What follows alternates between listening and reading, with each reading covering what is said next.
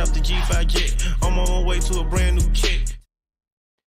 Welcome back, eSIM Studios podcast, or should I say eSIM Tech News, live stream episode number 229 on this Friday afternoon, November 1st, 2024.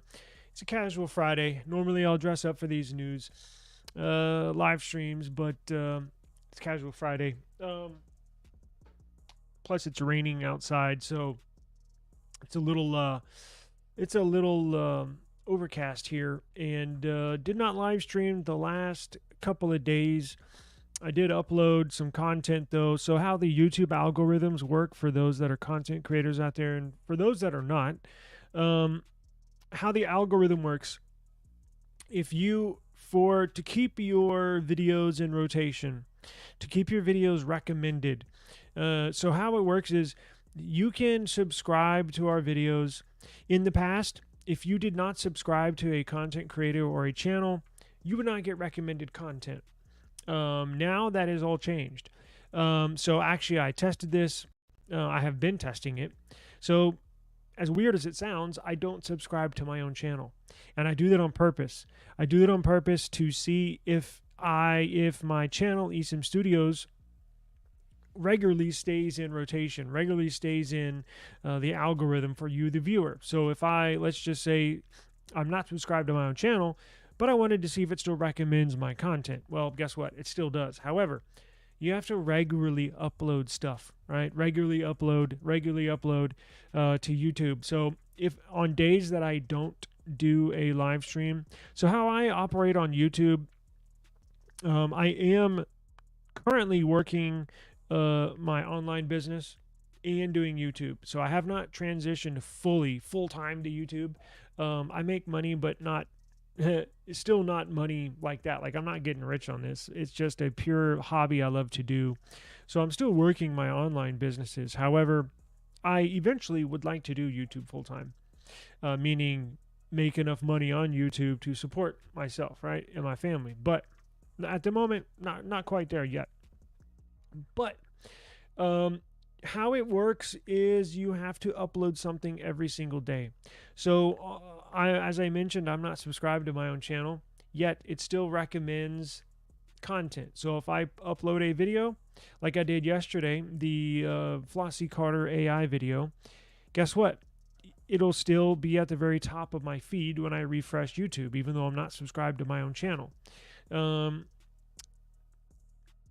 Now, that includes, so if I don't live stream, I'm going to upload something. You can believe that. Even if it's a 30-second short, even a YouTube short, I upload something. I've uploaded something every single day for the last 2 years. We just hit over 1,000 videos uploaded.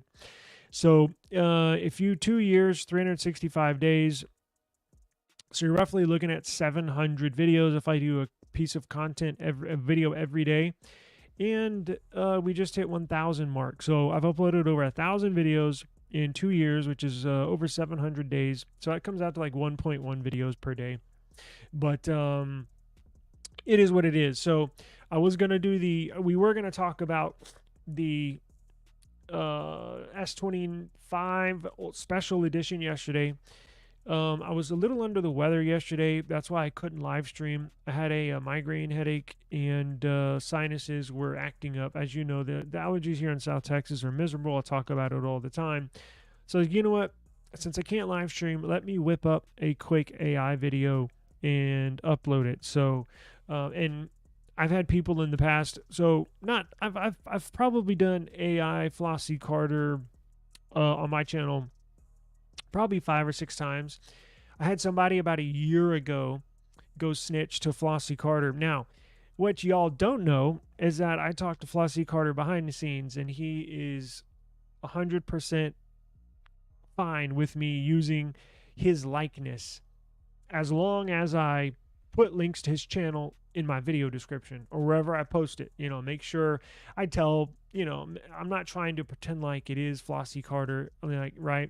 I'm not trying to pretend like I got him to do a video for me. No, if you go in the description, you'll see I put, this is an AI Flossie Carter. And he actually really enjoys them. He said, hey, every time you make one, send one to me. He gets a kick out of them. So I've talked to him behind the scenes. It's not like he's my best friend or anything, but he knows who I am, and obviously he's my favorite YouTuber.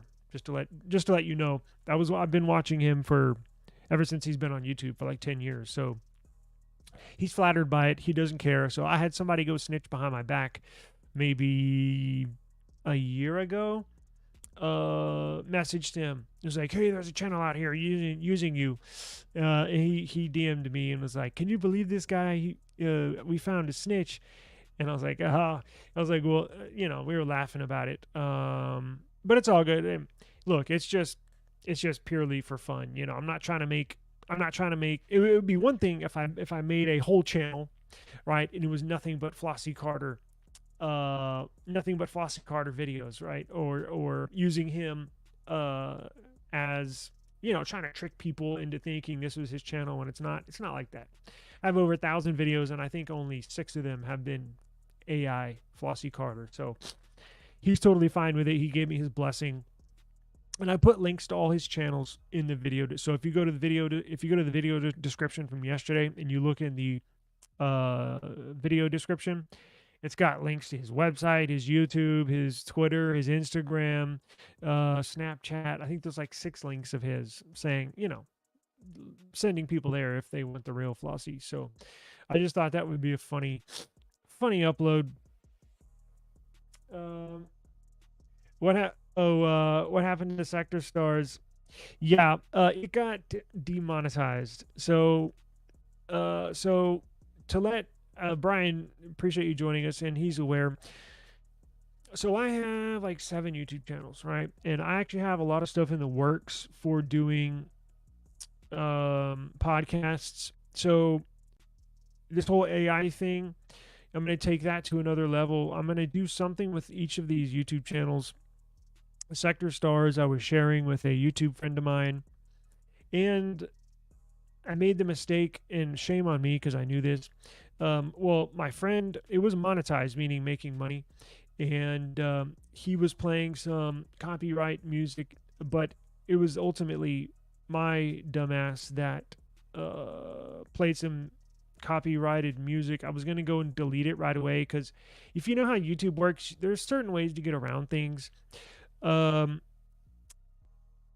that I learned that through experience as far as how to get around a copyright, but it got a copyright strike because I honestly forgot to delete. So you can play copywritten music, like real music, on your YouTube channel live, but it's literally as soon as you end the live, you have to delete that video because that's when they do the checks after a live stream.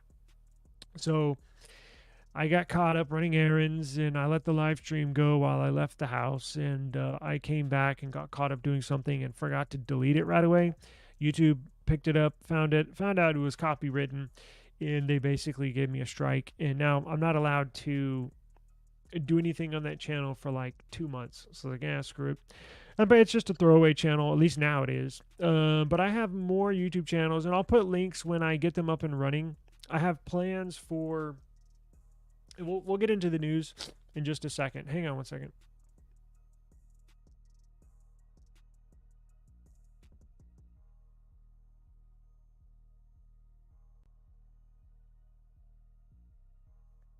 So the plans that I have a bunch of YouTube channels, right? So what we're going to do is I'll let y'all in on the plans right now.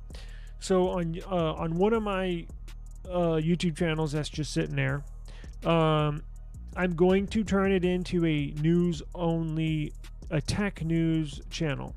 Now, I'm not going to show my face on there. Have you seen those AI? Sometimes every now and then you'll see like an AI, how to make money with an AI YouTube channel. Well, that's what I'm going to do. Now, I've had this plans in the works I have had this in my mind forever, just haven't really made the plans to do it, but it's going to be a YouTube channel, all AI, and I'm going to upload a piece of content every day, whatever the big news story in the tech world, and it'll be AI generated, the voices, the pictures, videos you see will all be AI generated. Those are so easy to make. I may make a video on that too in the future, but I'll upload that. It'll be a tech news channel. I'm not gonna. You won't see my face or my voice on there. It's gonna be all AI. And then I'm going to do the same thing, but with a NFL channel, right? So I'm going to do NFL news. It'll all be AI generated. You'll hear, I may do Flossie Carter once or twice, but I'm not trying to overuse his blessing, right? So it'll be generic voice, and for NFL news, right? So there's another one of my hobbies and passions. I don't have time for much, but I do have time for tech and for NFL. Anything else, I just don't have time for. So these should be fairly easy to make. I can make an AI video in less than an hour, right? So I think I can make two. I can make one tech AI video and one NFL AI video in an hour and a half. 2 videos in an hour and a half. It's getting fairly easy now. So that's what I'm going to do, and I'll put links for when those channels are ready to go. I got to rebrand them. I got to do new logos, got to do new channel art, channel names and stuff like that, but I'm in the process of doing that. I should have those up and running probably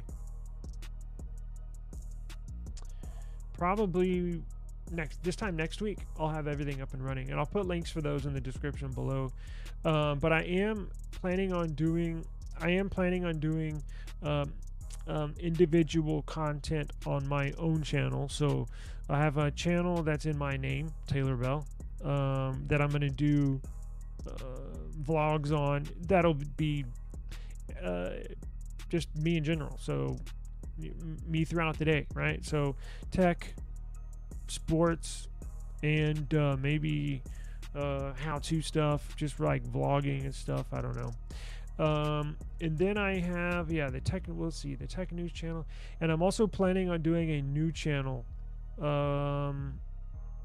with one of my YouTube buddies. So I'll link it when everything's as they come out.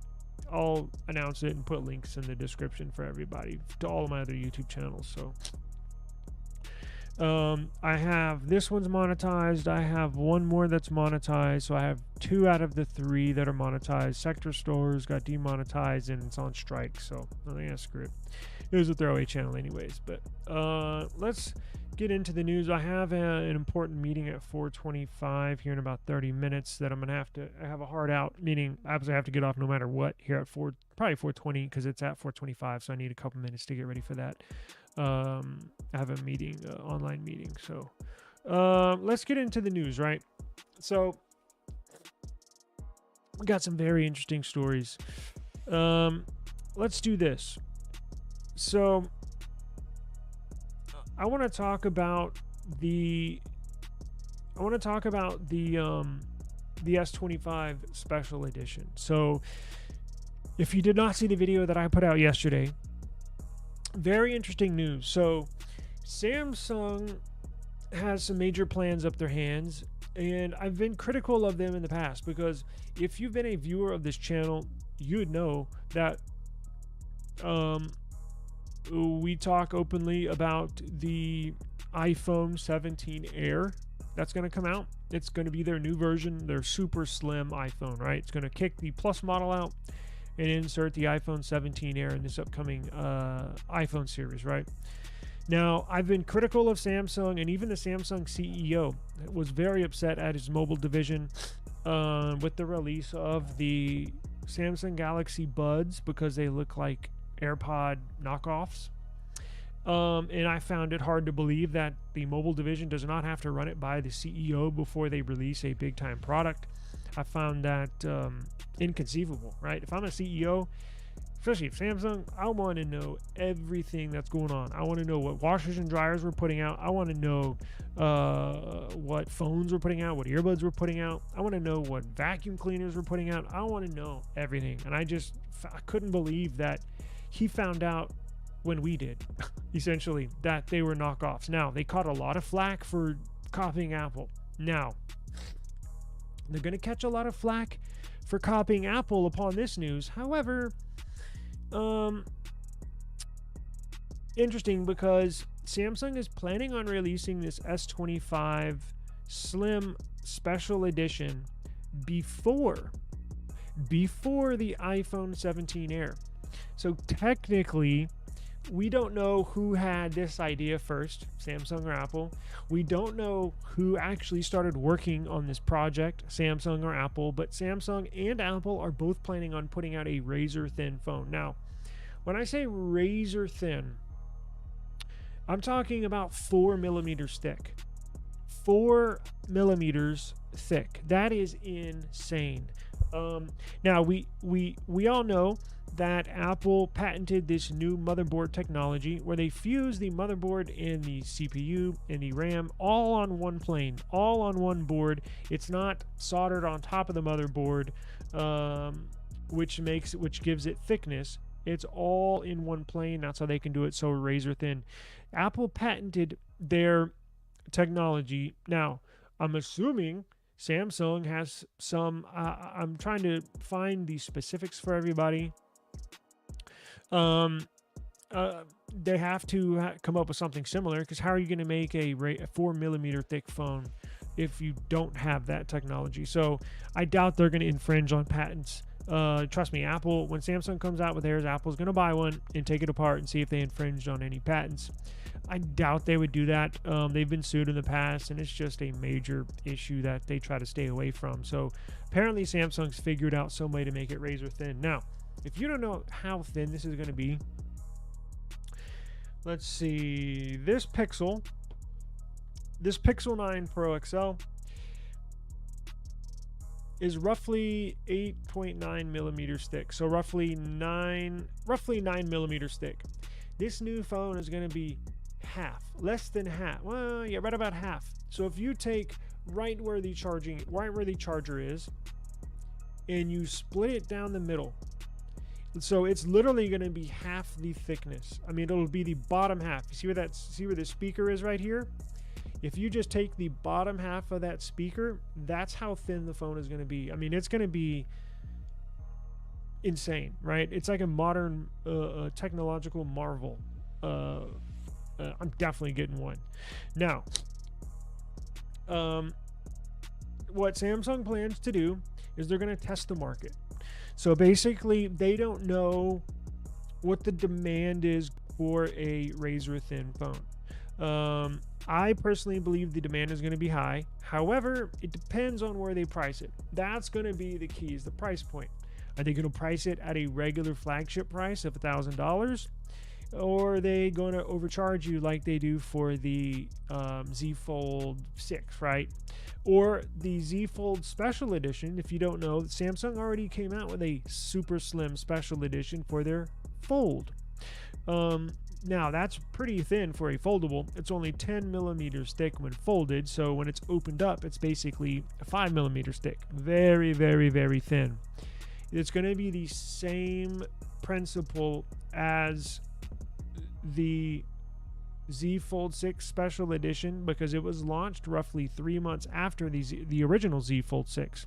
Samsung's going to do the same thing with this S25 Special Edition. So Samsung's going to release the S25 series. You're going to get the S25, S25 Plus, and S25 Ultra. 3 months later, you're going to get the S25 Special Edition. Now, depending on how much demand there is and how many they sell of the super slim model, the Special Edition, that's going to determine the S26 model the year later. Because if the demand is super high, Samsung sold out of the Z Fold 6 Special Edition, the super slim one, in 10 minutes. 10 minutes online. So they know they have something there, and the demand for that, it sold out so fast that Samsung was like, well, maybe we got something on our hands here. Let's do a slim model for the S25 series. Let's do a slim model for the Galaxy S series. And that's what they're doing. If there's very high demand, they're going to continue to implement that. Now, what we don't know is, will it be an individual model itself, kind of like Apple's doing, right? So Apple's going to have the iPhone 17, iPhone 17 Pro, iPhone 17 Pro Max, but they're also going to give you an iPhone 17 Air if you want it to be razor thin. And I think Samsung's going to do the same thing. Now, technically, there's a possibility they could make all of them thin. I don't think that's a good idea. I think you need to have a regular thickness phone, but have an optional razor thin phone. And I think that's what's going to happen. Now, Samsung is also talking about getting rid of the base model. You're going to see a base model, the small 6.3 inch S25. You're going to see the S25 base model. But for the S26 series, it looks like they're going to get rid of the base model. It looks like you're just going to have a Plus and you're just going to have an Ultra. Now, I'm guessing they're going to replace the base model, the small one, with the special edition. So I think you'll have basically the small phone form factor is basically going to go away. I believe they're going to do I believe you'll see an S26 Plus, S26 Ultra, and a S26 Special Edition on the same day. So they're releasing it staggered this year for the S25, and that's just to basically test the market. And then if it's a hit, which I believe it is, I cannot wait for it. I get very excited about this. Then you're going to see it launched alongside the regular S26 series. Sorry, I got so many numbers in my head. So anyways, now here's the one thing that you have to worry about when you manufacture these. Is it going to bend easily? Probably. If y'all remember the iPhone 6S, that was the bend gate. That was when Apple made those out of aluminum, and they would bend easy. So how they construct these, you have to think they probably know. Well, definitely they know that. And going into research and development, R&D of this new phone model, that's gonna play a part, right? So these will probably be premium devices. Well, obviously, so they're probably going to construct them of titanium, which is very strong, very light. Use a full titanium frame, mid-frame, and construct it around that to give it some rigidness, so it's not gonna just snap easy, like a piece of foil or something. Because that's stuff you got to worry about. So, and some other changes are along the horizon. Samsung is also thinking about dropping the Galaxy name. So they're thinking about a rebranding for the name, and that's probably going to go into play with this new special edition model. Now, they're going to keep the Samsung Galaxy S for this S25 series, but all the changes moving forward into the future are going to be with this S26. So how the S25 special edition goes into play, how it sells, the demand for it, probably going to be revamped Samsung flagship phones for the S26. So you'll see an S26 Special Edition, S26 Plus, S26 Ultra, but you're going to see a name change. So it might technically not be called the S. I bet they'll keep the S, but I think they're going to drop the Galaxy. Some other rumors that I've heard is that they are going to do it with the Ultra name, right? So instead of the S24 Ultra or S25 Ultra or S26 Ultra, it would be called... I think I've heard rumors that they're going back to the Note branding for the Ultra that comes with the pin. So it'd be the S26 Note, or what do they call it? What was the old ones called? Samsung Galaxy Note 20. So it'd be the Note 26, and then keep the S26 and S26 Plus, S26 Special Edition. Something like that. But just be on the lookout. Just be aware that Samsung is looking to drop the Galaxy, because nobody says Galaxy anymore. And that's why sometimes I wonder, should I even put Galaxy when I title videos? Because nobody says Galaxy anymore. They just say, oh, the new S24, S24 Plus. Nobody uses the Galaxy term anymore. But that's what a lot of people know them by. Oh, you got a Galaxy phone, right? A Samsung Galaxy? I mean, my dad, who's 65, he still calls them that. Is that the new Galaxy phone? Yeah, sure is. So, they dropped the ball with no pen support. They are like Apple sandbagging their Z line. Check this out. The Samsung Galaxy Z Fold 6 Special Edition does support S Pen. So they did put in the digitizer under the screen for S Pen support. So you can use an S Pen with the new Jesus Christ. You can use an S Pen with the Samsung Galaxy Z Fold 6 Special Edition. At the very last second, they did implement a digitizer, so they took it out. So that's actually an extra layer that goes under the display. These are getting so thin that they cannot even risk, sometimes can't even risk putting in a 1/10 of a millimeter strip of digitizer that picks up pen support. But they snuck it in at the very end when designing the Z Fold 6 Special Edition. From what I don't have the phone, but from what I understand, it supports it. So I think that's crucial. I think that's very crucial. Now, cool thing with Samsung is you can actually buy a what do they call it? S Pen Pro for like tablets. All the S Pens, whether you buy it for a tablet or buy it for the S24 Ultra, will work across those devices. So you can use the S Pen from an S24 Ultra on a tablet, or vice versa. You can use the tablet that comes with your tablet, the S Pen with that. You can use it with an S24 Ultra. So they're all interchangeable.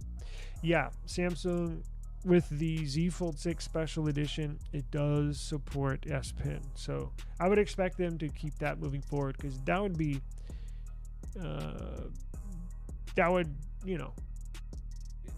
hit us in the gut for our Samsung people.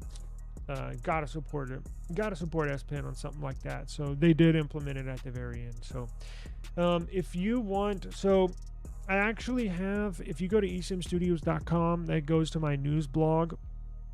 esimstudios.com, that goes to my news blog. I have all the information, all these stores we're talking about. I'm going to link them in the videos in the description. You can go there for all of your tech news, and it's quick. I don't write long articles that have you wasting your time. I do maybe 2 or 3 paragraphs that is just the gist of the story, all the info you need, no fluff, no extras. And I actually put an AI overview of like bullet points of the story, and then if you want to continue and read the gist of the story, I have the story underneath the bullet points. Because I hate reading. I love news. I love reading articles. I grew up listening to news talk radio with my dad. I grew up reading newspapers. I'm old school. I like the news.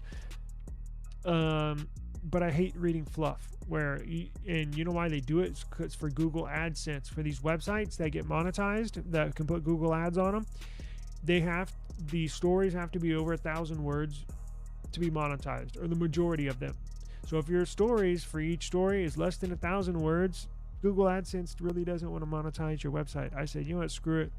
I already have a couple monetized websites, so it's not a big deal, but I just wanted to make something for people that just wanted the news, just wanted the information, and no extra crap.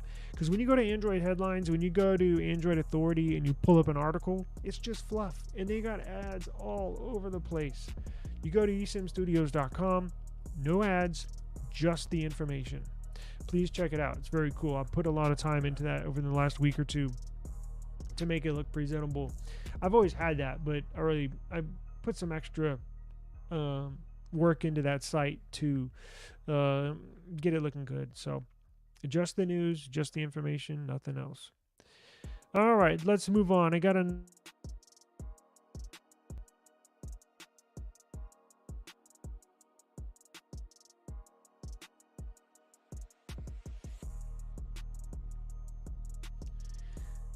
All right, check this out. Let's see here. Let's go to, what do you know? Quick share is like, it's like a child that you see growing up. It's like, wow, they've come so far. So far.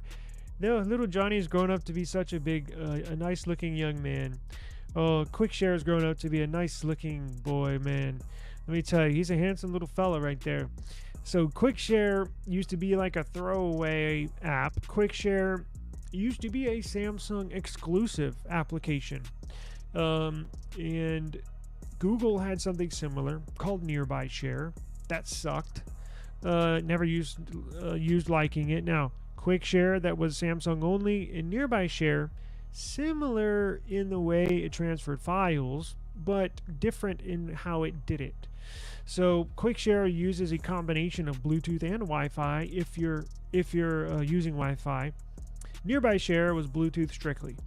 Now, about a year ago, Samsung and Google, I don't know how they structured the partnership, or I don't know if Google purchased quick share from Samsung, but now quick share and nearby share merged, and now everything is just called quick share. Now they merged technologies too, so it's way better than it used to be. And now quick share is not just on Samsung devices, it's on all devices running in any version of Android. So Chrome OS, if you have a Chromebook, it's got nearby share. If you have a Pixel phone, it comes with nearby share. If you have a Samsung Galaxy phone, it comes with quick share, and it uses the Bluetooth and Wi-Fi technology. So it's gotten a lot better. I rarely have any failures when I transfer files. Cool thing is too, you can transfer a whole movie if you wanted to, or a video, and you can close out. I mean, you can swipe it away and go to another application, and it still works in the background. Now, Google is going to bring quick share to iOS devices. Yay! So basically, quick share was the AirDrop version. For all you iPhone users out there, I know you're like, what the hell?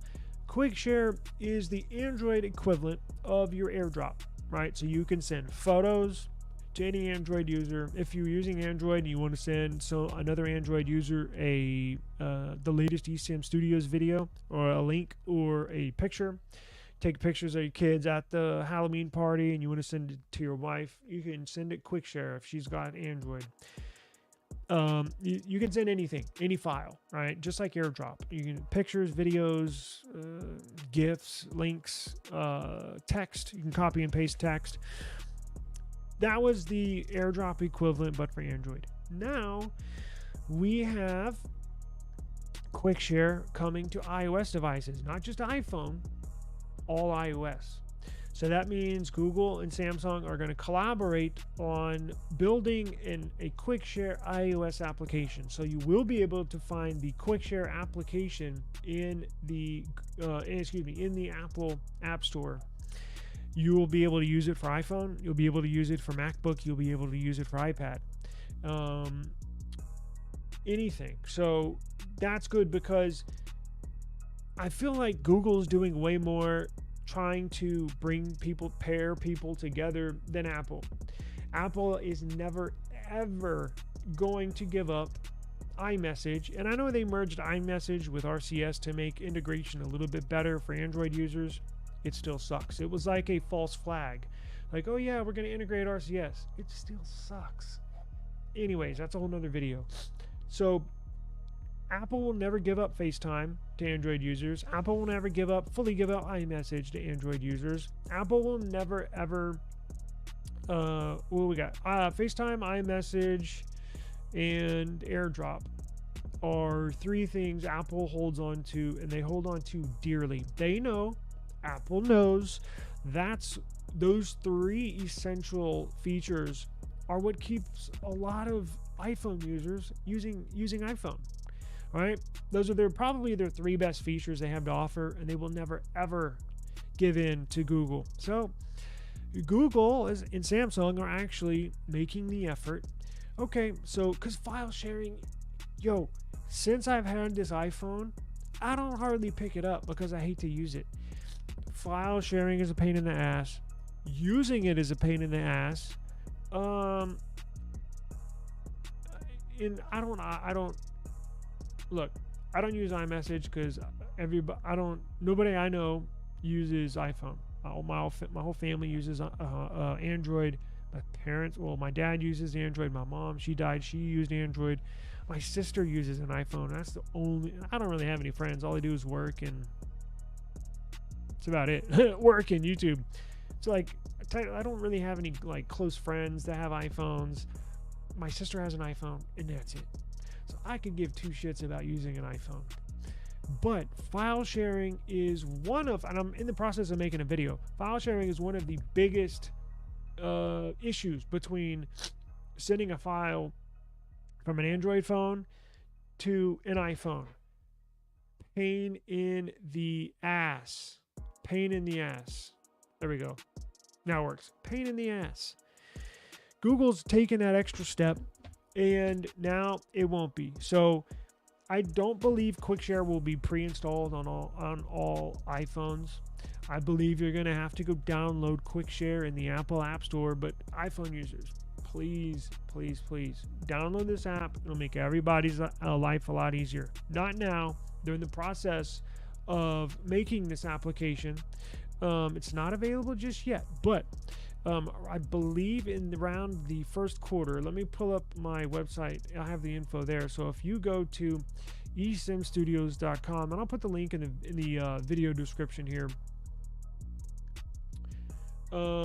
Let's see.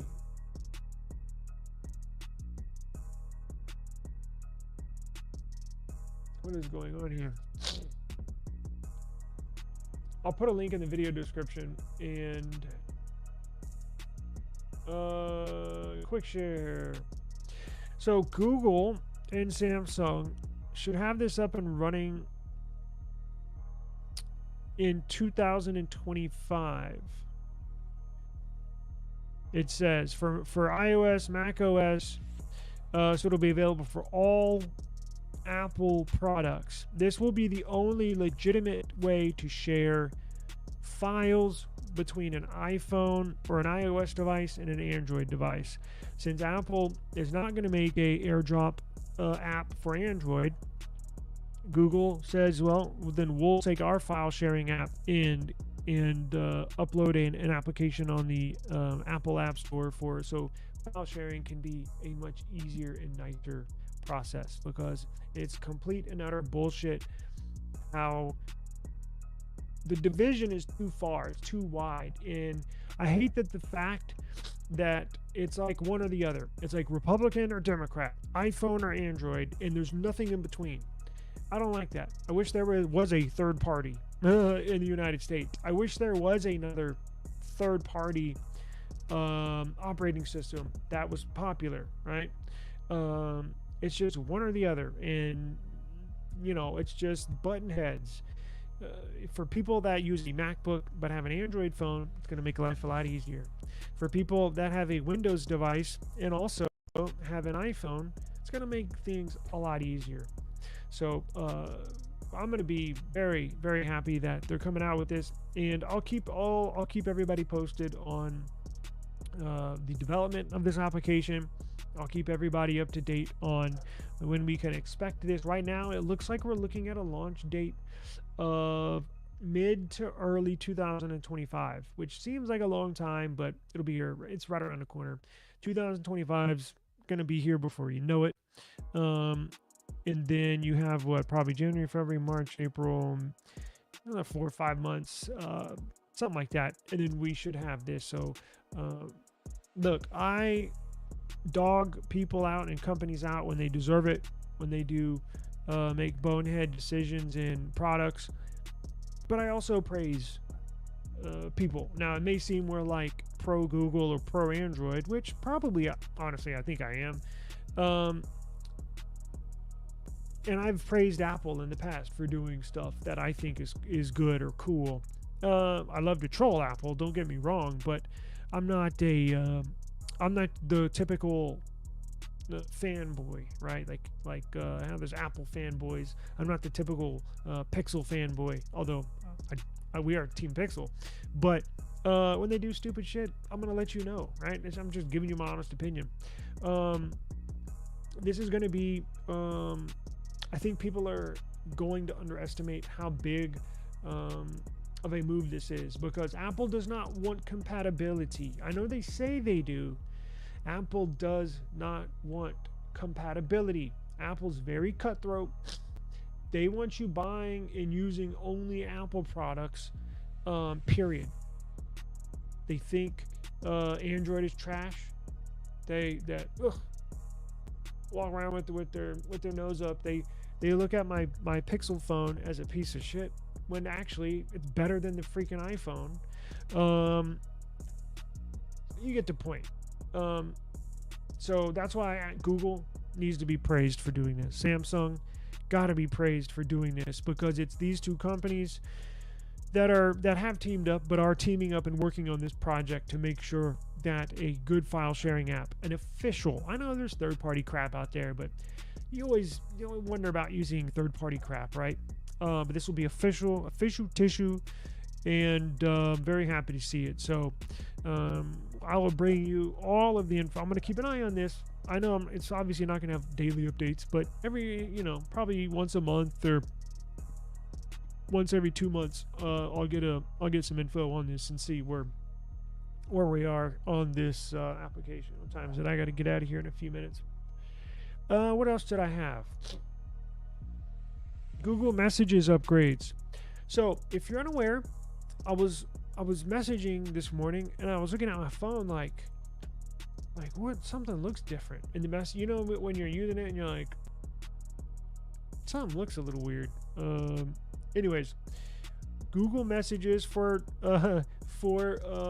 Android users out there.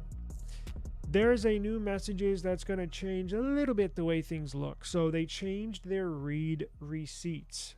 Do I have a photo for you? I don't at the moment, but you know what? Look, let me see if I can show you this. Look at their read receipts.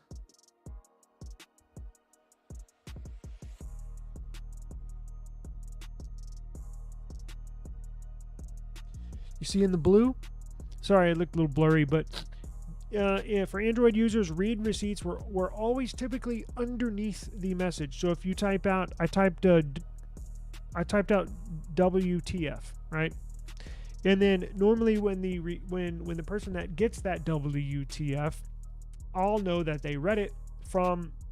There used to be two little circles under the message I sent, and then with their hollow, that means the recipient did not read it. When they fill up and they're blue with a check mark, that means the person that got them got the message and saw the message. Now the read receipts are inside the text bubble, right? So they're inside the text bubble.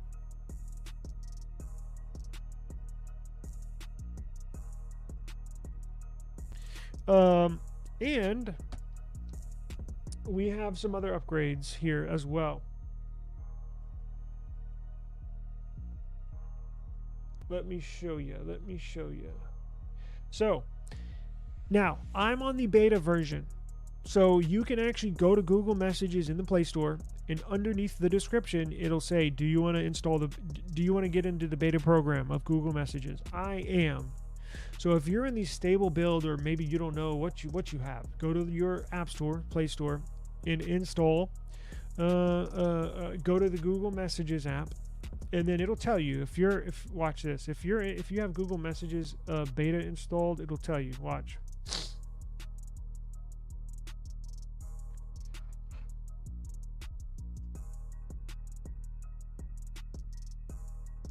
Damn, why is it so blurry? It'll say beta right there. Now, I'm on the beta, which means I'm going to get the latest release, the testing build. Basically, they test the features out first before they officially roll it out, stable build. So if you want to enroll into the beta Google Messages, you will see that. Now, what you're also going to see is you're now going to be able, in Google Messages, Messages will soon let you choose photo resolution before sending it. So if you want to send a video super fast, you might not want to choose 4K 4K video, because it's going to take more data and a little longer to send. It'll give you a couple different options. So Google Messages will soon allow users to choose photo resolution when sending a message.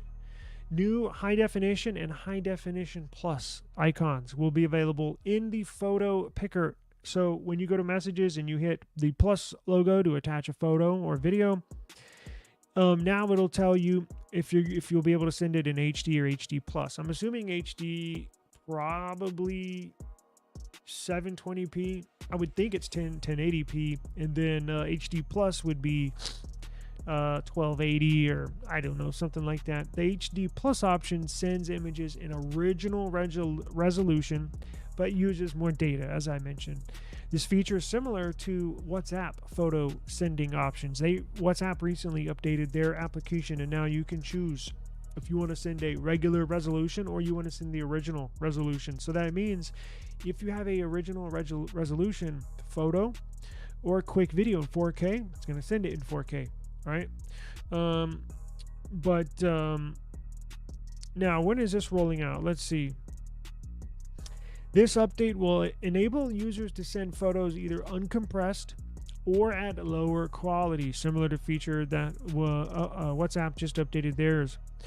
In the latest beta version of Messages, users will see the new icons in the photo picker. The HD option will sacrifice image quality for faster sending and reduced data usage, while the HD Plus option preserves the original resolution but requires more data and takes longer to send. The choice made by the user will be indicated by the respective icon and check mark, so be on the lookout for that.